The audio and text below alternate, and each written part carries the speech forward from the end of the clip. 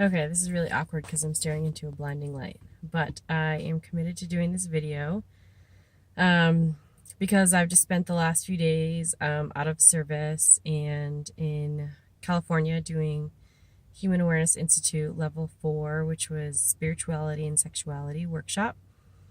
And I learned a lot. And I was doing some shorter videos and I realized that I wanted to make one longer, more meaningful video to culminate my experience this weekend. It was a really powerful workshop, and I learned a lot about myself. I feel like whenever we can put ourselves in places that we're extremely challenged, we learn a lot about ourselves. I think that's just the nature of life. And yeah, and I also had a revelation about my job that I might actually want to. I know I've mentioned in past videos about maybe doing a Groupon and having clients remotely, which is what I've done in the past. But I'm thinking that I might actually want to build up a local clientele where I live in Montana, and so I can meet people face to face, because there's so much importance. I believe it's so important to have eye contact and for people to see my body language and to connect on that level. So I had that revelation. I also learned a lot about just how much the things that we think about other people or about our situations really have to do with how we think about ourselves. And it's like, I know this innately. I know that the world is a projection of ourselves, and I know that we only see in other people what we see in ourselves. So if I look at someone and I see love exuding from their eyes, I only know that quality because I know love, and I know love in myself. And if I see bitchiness in somebody, I'm only able to recognize that because I've experienced it within myself. I know what that looks like. And so I constantly work to be really aware of the feelings that I have, both negative or positive, so that I can constantly be aware of how I can better myself and be the person that I want to be in the world. And that means being aware of my shadow side, which are those negative qualities that we all try to hide. And I think that's why I mentioned this in a previous video, but I think that's why I really liked Anna Kendrick's book, Scrappy Little Nobody, because she was just kind of like her raw, self that just said shit. Like, you know, she swore and she was grungy, and I fucking loved it. Like, it was her, and it didn't feel contrived. It didn't feel like she was writing to please a crowd. Like, she had no attachment to it. And that's something that I learned this weekend. I learned about attachment to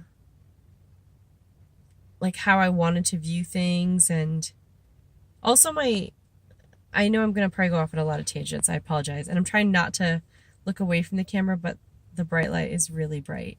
But it's nighttime and I'm in my car and I hope my battery doesn't run out.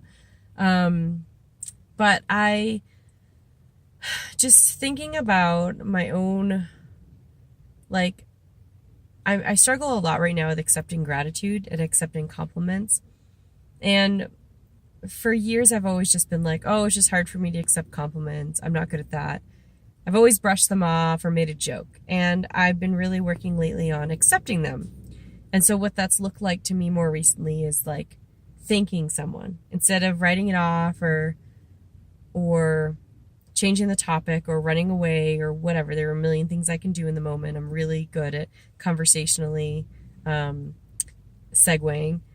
I have been trying to look the person in the eye and say thank you, even if I don't believe it in the moment.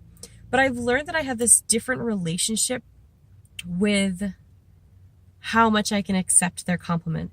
And I've learned that it really depends on how much I can connect with that person. For example, if I talk to somebody and they're like, "Oh, you're so beautiful," and they're not saying it like I'm saying it, like how I'm perceiving it. They might be saying it in a very different way, very authentically, very grounded, very lovingly, coming from their heart and soul. But I notice that for me, when I perceive them as having some attachment to it, or it's their ego behind it, or it feels a little contrived or something, I tend to brush it off. And so even if I say thank you, I've just noticed that I have varying degrees in which I can accept someone's gratitude or love. Even now I'm in this phase of saying thank you to everyone and trying to really own and appreciate their love for me. I learned that it's really hard for me to accept when there's attachment or another agenda. And again, it's all my own projection.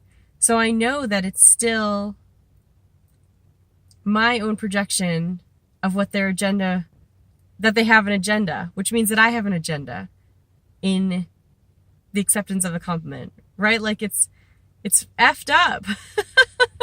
Like, maybe that doesn't make sense, but it's like if they are saying, "Kelly, you're so grounded and wonderful," and I sense that there's another purpose or there's ego behind that or some attachment on their part, it's really hard for me to accept it. And I don't consciously go through any of this.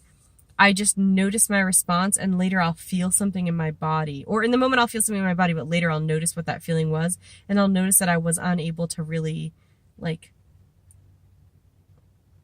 that soak in and believe it. And I know that there's a lot of work for me to do, because that's, again, my own projection of them. So this weekend I experienced this really beautiful man tell me some amazing things about myself. And he was completely unattached from them. He felt very authentic. He felt very grounded to me. We'd shared a lot of moments, and a lot of really intimate moments, like moments that you probably can't even fathom. And I say that just because when you go in these workshops and you go deep, I couldn't even sum it up in these types of videos. But so we'd gone really deep. So when he was saying these things to me, I found that I was really absorbing them, and I really believed him. And for me, that was important to notice. That was the first time I noticed, oh, I actually haven't really been believing these other people. And I thought it was just because I didn't accept compliments. I just was oh, I'm bad at accepting compliments, and that's why. But then when this person said it, I was wow, I really, it's because of where he's coming from. He's not attached. He has no other agenda. He's very grounded in who he is. You know what it is? I felt like he believed those things about himself. So it's almost like his projections and what he was saying about me and to me, I felt like he believed those things in himself. And so when somebody says, "I love you," to me, but I feel that they don't even love themselves, it feels contrived to me, or it doesn't feel real, or it doesn't sit right, something. And I'm saying that broadly because every person is so different in how that has come through to me. But when somebody really loves themselves, and you know those people, when they deep down, just to the core, believe in who they are, and they look you in the eye, and they say, "I love you," you feel it. You get a visceral reaction, at least I do. And it can fall into you. And that's the life coach I want to be. I want to believe the things that I'm telling my clients 150% in myself, because I can't say it to them if I don't believe it in myself. I can't empower them if I'm not empowering myself. I can't have faith in their ability to succeed if I don't have faith in my own ability to succeed.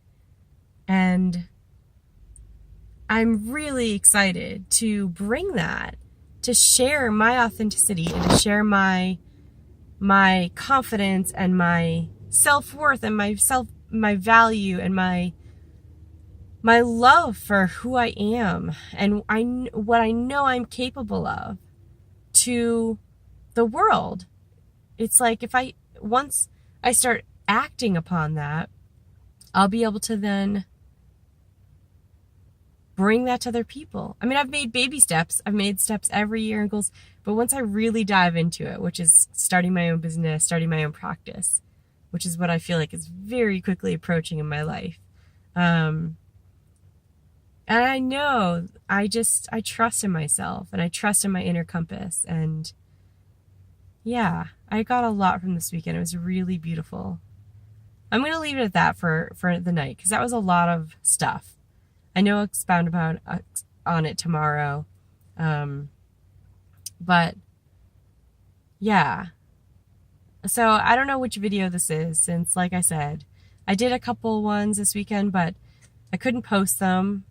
And I was always hiding out in a car because we were at a campsite and trying not to attract attention because we weren't supposed to have technology. And so now I'm in a car, but that's just where I am right now, in Utah somewhere. So I think I might just post this one and call this my next video.